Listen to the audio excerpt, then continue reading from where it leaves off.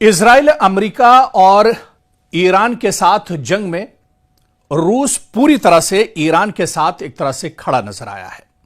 इस जंग में जो मजबूती दरअसल ईरान को मिली वो चीन और रूस जैसे बड़े मुल्कों की तरफ से जो एक बड़ा सहारा ईरान को मिला, इसकी वजह से ईरान कहीं ना कहीं पूरी मजबूती के साथ इस जंग में खड़ा रहा।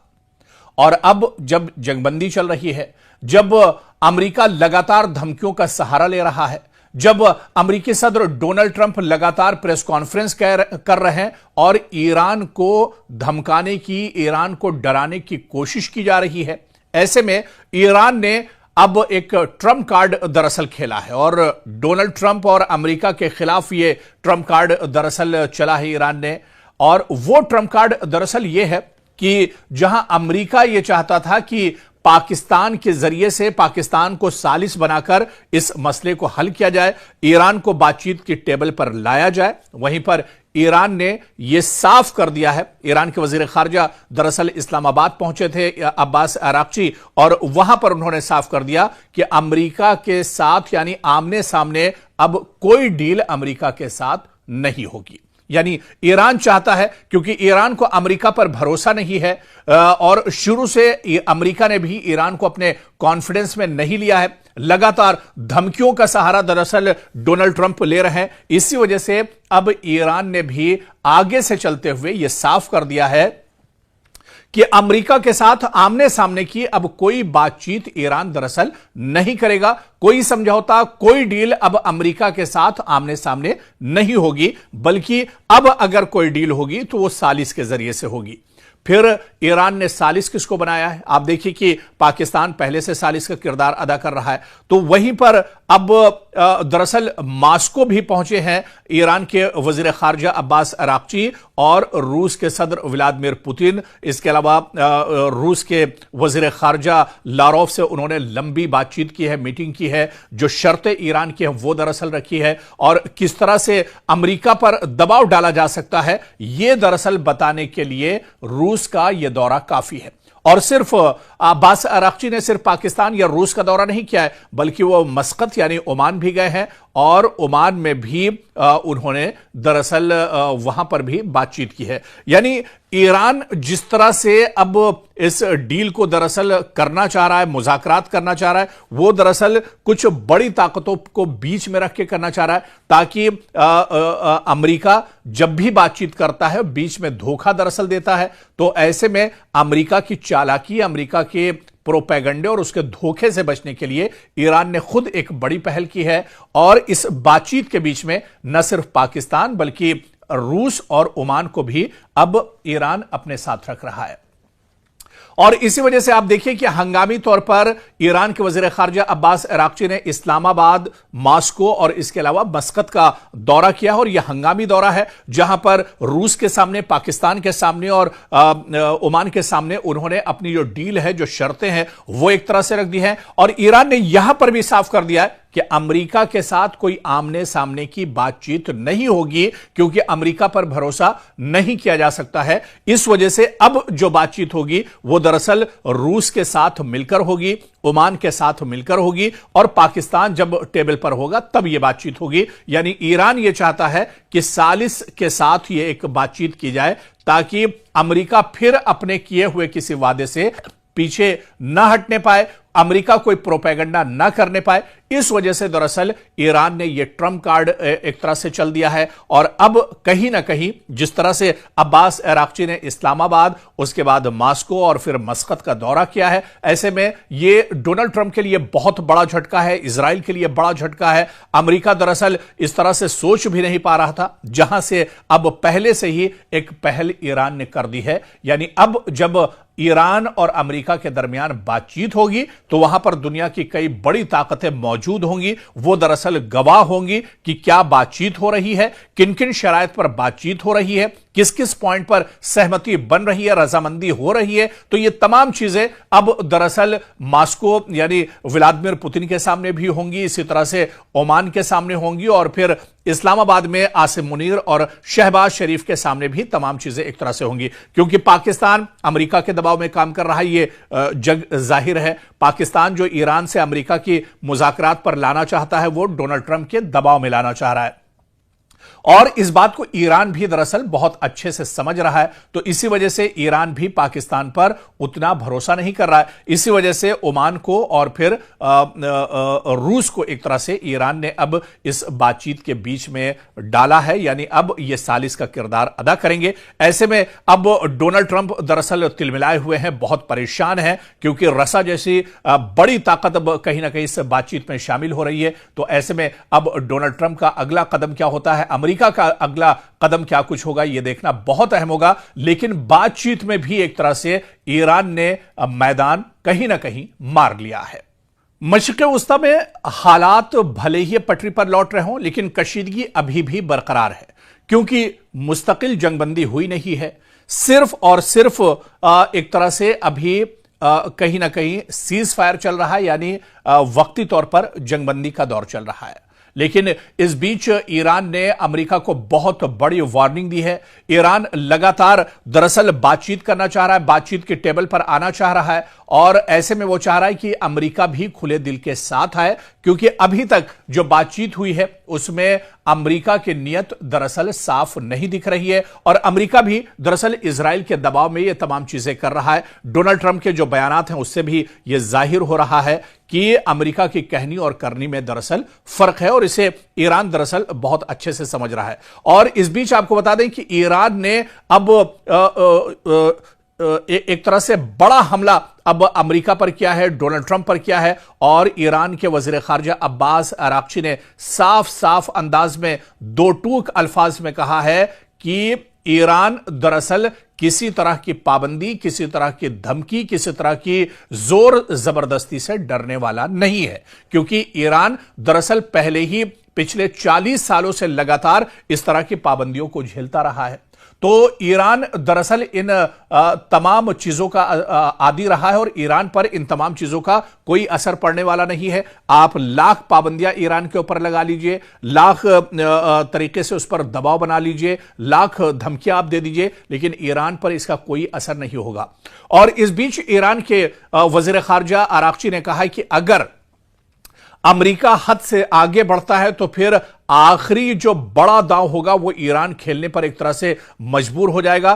फिर ईरान जो अभी तक अपने असलहे और अपना गोला बारूद ईरान ने छुपा कर रखा है वो भी एक तरह से निकल कर सामने आएगा। जिस तरह से इससे पहले की रिपोर्ट में हमने आपको बताया था कि इंटर कॉन्टिनेंटल जो मिसाइल है आईसीबीएम, उसका तजुर्बा दरअसल अब ईरान कर सकता है, और ईरान की इस मिसाइल की जो रेंज है वो दरअसल वॉशिंगटन और न्यूयॉर्क तक भी पहुंचती है। और जो माहिरीन है वो मानते हैं कि यह हथियार बहुत खतरनाक और एक बड़ी ताकत दरअसल ईरान के लिए साबित हो सकता है। इसके अलावा जिस तरह से अमेरिका बार बार न्यूक्लियर पावर की बात करता रहा है, हालांकि ईरान का यह कहना है कि न्यूक्लियर पावर अगर उसके पास एक तो है नहीं, और अगर वो उस पर काम कर रहा है तो अपनी हिफाजत के लिए कर रहा है। ऐसे में ईरान के वजीर खारजा अब्बास अराक्ची ने कहा है कि अगर जरूरत पड़ी तो न्यूक्लियर जो असलहा और गोला बारूद है उस पर भी एक तरह से ईरान काम करेगा, और जरूरत पड़ी तो वो भी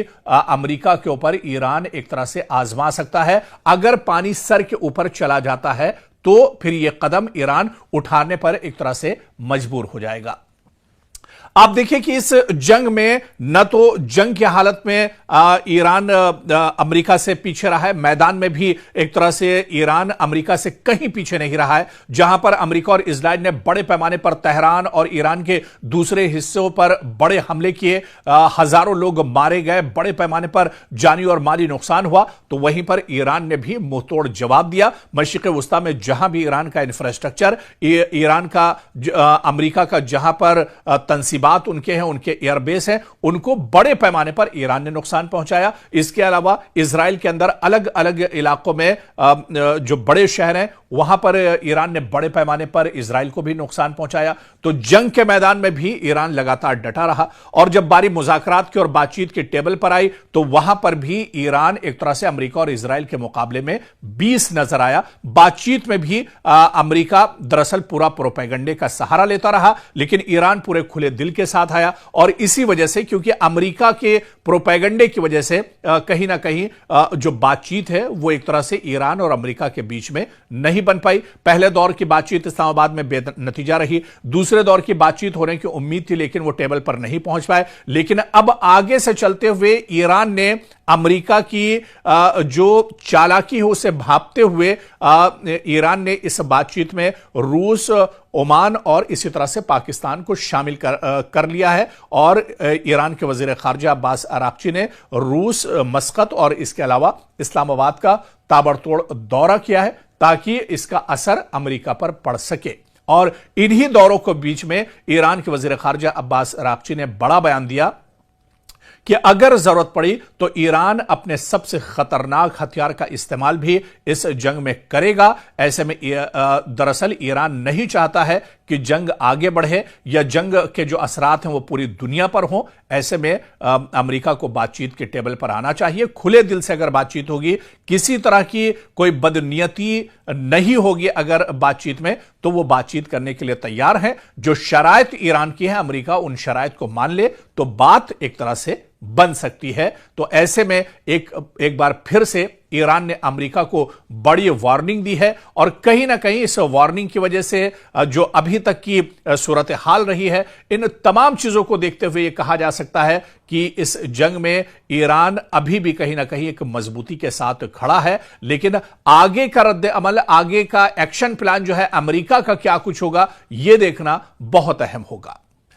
ईरान के वजीर खारजा अब्बास अराक्ची दरअसल लगातार इस वक्त दौरों पर हैं। जी हां, अब्बास अराक्ची क्योंकि अभी जंगबंदी चल रही है इजराइल, अमेरिका और ईरान के बीच में, और इस बीच जो इशारा दरअसल अमेरिका की तरफ से मिला था या ईरान की तरफ से मिला था कि बातचीत का दौर शुरू होगा। हालांकि बातचीत तो शुरू नहीं हो पाई, मुज़ाकरात शुरू नहीं हो पाए, लेकिन अब ईरान ने एक बड़ी पहल की। और जिस तरह से एक रिपोर्ट में भी हमने आपको बताया था कि ईरान के वजीर खारजा अब्बास अराक्ची 24 घंटे के अंदर दोबारा से इस्लामाबाद पहुंचे हैं, और इस्लामाबाद में लगातार बातचीत का दौर चल रहा है।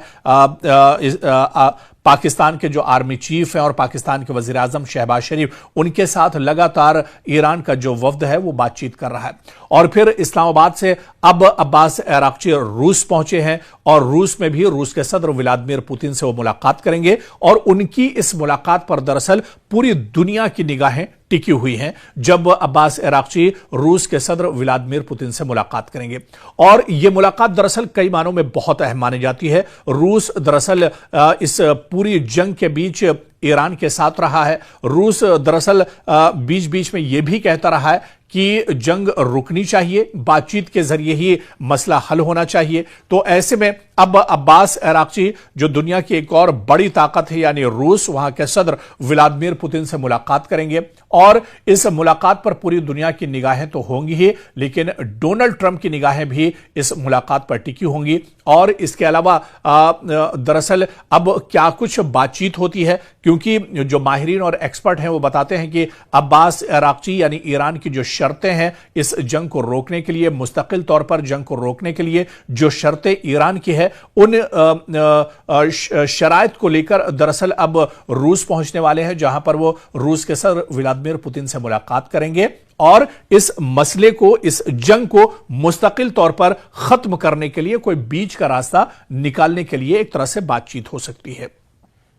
लेकिन क्या सबसे बड़ा सवाल यह उठता है कि अमेरिका जो लगातार डोनाल्ड ट्रंप धमकियों का सहारा इस बीच में लेते रहे, लगातार एक तरह से हठधर्मी करते रहे, तो क्या ऐसे में रूस और व्लादिमीर पुतिन की बात डोनाल्ड ट्रंप मानेंगे? ये बहुत इंपॉर्टेंट हो जाता है, क्योंकि आप खुद देखिए कि रूस लगातार जंग की हालत में है। और रूस को कई बार अमेरिकी सदर डोनाल्ड ट्रंप ने पिछले दिनों जिस तरह से बातचीत हुई थी, रूस के सदर व्लादिमीर पुतिन और अमेरिकी सदर डोनाल्ड ट्रंप की मुलाकात हुई थी, थी, एक लंबी मुलाकात और तारीखी मुलाकात थी, और यह कहा जा रहा था कि इस मुलाकात के बाद रूस एक तरह से हमले रोक देगा और फिर जो जंग चल रही है रूस की वो एक तरह से रुक जाएगी और यूरोप में कहीं ना कहीं हालात मगरिब में बेहतर होंगे। लेकिन व्लादिमीर पुतिन ने अमेरिका की बात और डोनाल्ड ट्रंप की बात नहीं मानी थी।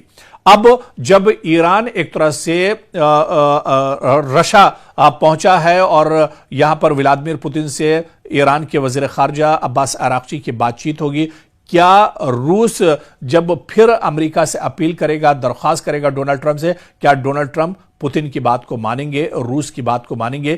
क्योंकि रूस एक तरह से पूरी मजबूती के साथ ईरान के साथ इस पूरी जंग में खड़ा रहा है।